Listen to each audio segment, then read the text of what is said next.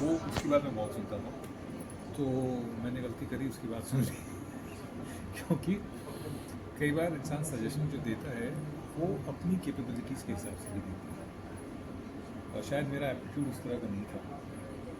लेकिन वही एक शख्स था जिसकी बात मैंने सुनी, और मैंने किसी की बात नहीं सुनी, लेकिन उसकी बात सुनने का मुझे कोई जवाब नहीं।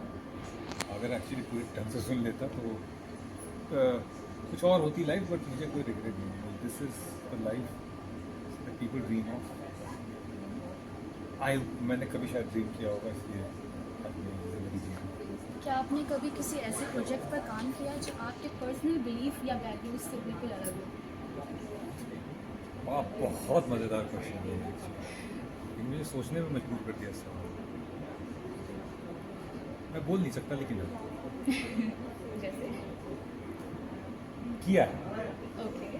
ठीक है। किसने? मैं नहीं किया है। ओके। किसी ऐसी चीज़ को वॉइस ओवर किया है जिस प्रोडक्ट में मेरा बिल्कुल विश्वास नहीं है। ओके। ठीक है।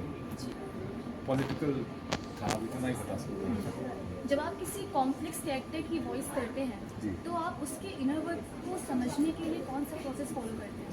मैं देखिए ऑनेस्टली, जब हम वॉइस ओवर कर रहे होते हैं तो मैं एक्टिंग में जब वो करता हूँ तो इनर वर्ल्ड में काफ़ी जाता हूँ। वॉइसिंग के टाइम पे मैं रिक्रिएट करने की कोशिश करता हूँ कि वो जो कर रहे हैं उसके पीछे उनकी सोच क्या है, किस उससे गुजर रहे होंगे कि वो किस इस तरह से बात कर रहे हैं। जैसे मैंने अभी मूवी माइस्ट्रो करके एक प्रोजेक्ट किया नेटफ्लिक्स के लिए, जिसमें मैंने एस राजामौली साहब का को डब किया। एस राजामौली साहब पे वो पूरा प्रोजेक्ट था, उनकी हिंदी आवाज़ में नहीं करी। तो सबसे बड़ा चैलेंज ये था कि उनकी तरह बात करें, वो बहुत सॉफ्टली होती है। तो उस सॉफ्टनेस के लिए मैं अंदर नहीं गया, मैंने इनसाइड आउट एक प्रोसेस होता है जहाँ पे मैंने अपने शरीर की अकल को थोड़ा सा कम कर दिया। देख नहीं है, मैंने मेरे कंधे ये थे, मैंने अपने शरीर की अकल थोड़ी सी यूज़ की, और वहाँ से मुझे उस किरदार की आवाज़ तक पहुँचने जरिए। क्या आपने कभी किसी ऐसे कैरेक्टर की आवाज़ देने की कोशिश की है जिसे आप खुद पर्सनली समझ नहीं पाए?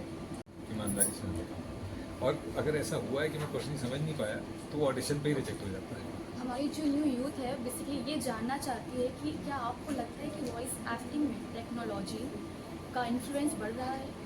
बढ़ रहा है, बट वो पॉजिटिव ही है, उसको कोई बुरा ही नहीं है। जैसे कि हम सब जानते हैं कि आजकल एआई बहुत ज़्यादा जी जी, बढ़ रहा है इस ए चीज़ को आई, लेके। मैं ही मानता हूँ कि एक समय आएगा जब ए आई और ये चीज़ वॉइस एक्टिंग को एग्जिस्ट करेगी। आज से पहले की जब भी चाहे ऑटोमेशन हो चाहे सॉफ्टवेयर हो, जब भी वो आए तो लगा कि अब ये इंसान ख़त्म हो जाएगा, इंसानी नौकरियाँ खा जाएगा, पर वो एग्जिस्ट कर रहे हैं ना, ये चीज़ को exist. Okay sir, last question मेरा ये था आपसे कि जो आजकल की यूथ है आप उन्हें क्या सलाह देना चाहते हैं, और जो लोग बहुत कंफ्यूज्ड हैं अपने फ्यूचर को लेके, अपने करियर को लेके, उन्हें क्या बताना चाहते हैं? क्योंकि कहीं कहीं होता है कि लोग समझ नहीं पाते कि उन्हें बेसिकली करना क्या चाहिए। तो ये अच्छी बात है, इस पे ये बहुत अच्छी बात है। अगर आप कोशिश कर रहे हैं ये समझने की कि मैं करना क्या चाहता हूँ, तो जिसको मैं अंग्रेजी में एक्सप्लोरेशन कहते हैं, आप अलग अलग चीज़ें ट्राई कर रहे हैं, बहुत अच्छी बात है। यही तरीका है अपनी कॉलिंग को ढूंढने का, बजाय इसके कि समाज में जो चीज़ें सेट हो गई हैं उसके हिसाब से हम अपने आप को ढालें और वो काम करें। अगर आप कंफ्यूज हैं तो बहुत अच्छी बात है, बस उस कंफ्यूजन में एक चीज़ को याद रखिएगा कि कभी भी एक्सप्लोर करना ना बंद करें, ट्राई करते रहिए कुछ नई चीज़। जैसे मुझे 29 साल की उम्र में पता लगा ना एक्सप्लोर करके कि मेरे अंदर एक वॉइस एक्टर है, तो आपको भी तभी पता चलेगा जब आप चीज़ें करेंगे, आपको लगे कि ये कर सकते हैं, भले ही दुनिया कुछ भी करके देख लीजिए। मतलब डोंट बी सेटिस्फैक्शन की नहीं बिल्कुल ना इस ना चीज़ ना को ना। लेके। और दूसरों के बनाए हुए रास्ते पे चलने से अच्छा है कि अपना कुछ नया रास्ता तय करें, भले ही उस रास्ते को बनाने और तय करने में बहुत समय लग जाए। और आज तो दुनिया इतनी बदल गई है कि जो इस्टेब्लिश करियर्स हैं वो उनके अलावा उसके आसपास बहुत सारी दुनिया है, बहुत बड़ी दुनिया है, और मॉनेटरीली बहुत अच्छी तरह से पे करने वाली दुनिया है। तो ढूंढिए, मिलेगा आपको कुछ ना कुछ।